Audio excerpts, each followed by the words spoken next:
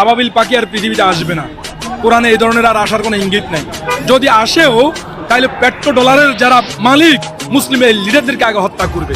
মার্কিন যুক্তরাষ্ট্র তার চারিত্রিকগত দিক থেকে সে সঠিক আছে, কেননা সে 70 বছর থেকে এই ইসরায়েলকে সাপোর্ট দিয়ে যাচ্ছে। সে ইসরায়েলকে স্বীকৃতি দিয়েছে, ইসরায়েলের জনগণকে ফিলিস্তিনের মাটিতে বসিয়েছে, এটাকে একটা স্বাধীন রাষ্ট্র বানিয়েছে। সে তার নৈতিক জায়গা থেকে রাইট আছে। রাইট তাইলে কারা নেই?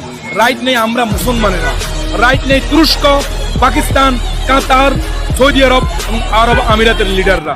এই যে আবাবিল পাখির কথা বলা হচ্ছে, আবাবিল পাখি আর পৃথিবীতে আসবে না। কোরআনে এই ধরনের আর আসার কোনো ইঙ্গিত নাই। যদি আসেও তাহলে পেট্রো ডলারের যারা মালিক মুসলিম এই লিডারদেরকে আগে হত্যা করবে।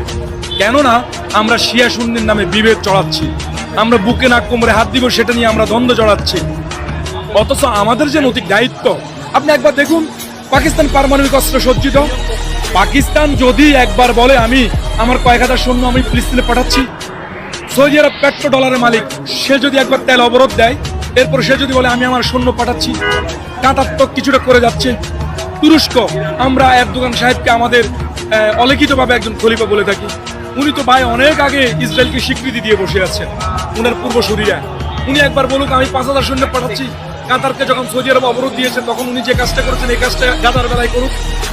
আরব আমিরাত, আপনি খেয়াল করুন, যখন কাশ্মীরে গণহত্যা চলছে, যখন ভারতে মানুষ হত্যা চলছে, তখন মোদী সাহেবকে আরব আমিরাত পুরস্কৃত করেছে। আরব আমিরাতের কাজ কি? মধ্যপ্রাচ্যের মুসলিম দেশগুলো যদি মার্কিন যুক্তরাষ্ট্রকে, ইসরায়েলকে তেল অবরোধ দেয়, তাহলেই দেখবেন ফিলিস্তিনে গণহত্যা বন্ধ হবে। আপনি অহেতুক মার্কিন যুক্তরাষ্ট্রের অস্ত্র ব্যবহার করবেন, মোবাইল ব্যবহার করবেন, এরপরে তার কয়েকটা শুধু পণ্য অ্যাভয়েড করবেন, এরপরে আপনি তাকে পরাজিত করার স্বপ্ন দেখবেন। এই সমস্ত মিথ্যা আশ্বাস দিয়ে পৃথিবীতে চলা যাবে না। যদি তাদেরকে পরাজিত করতে হয়, আমি আবার বলছি, এই যে শাহবাগী মিছিল হচ্ছে, কোনো কাজ হবে না। হ্যাঁ, আমরা আগামী দিন এই ইহকাল এবং পরকালে বলতে পারবো আমি আমার সামর্থ্য অনুযায়ী আমি তো ফিলিস্তিনের পক্ষে ছিলাম। কিন্তু সত্যিকার অর্থে যদি ফিলিস্তিনকে স্বাধীন করতে হয়, মুসলিম বিশ্বকে এক হতে হবে। বিশেষ করে পাকিস্তান, কাতার, সৌদি আরব, আরব আমিরাত এবং তুরস্কের নেতৃত্বে একটি শক্তিশালী ইউনিট তৈরি করতে হবে, তাহলেই স্বাধীন হবে ফিলিস্তিন।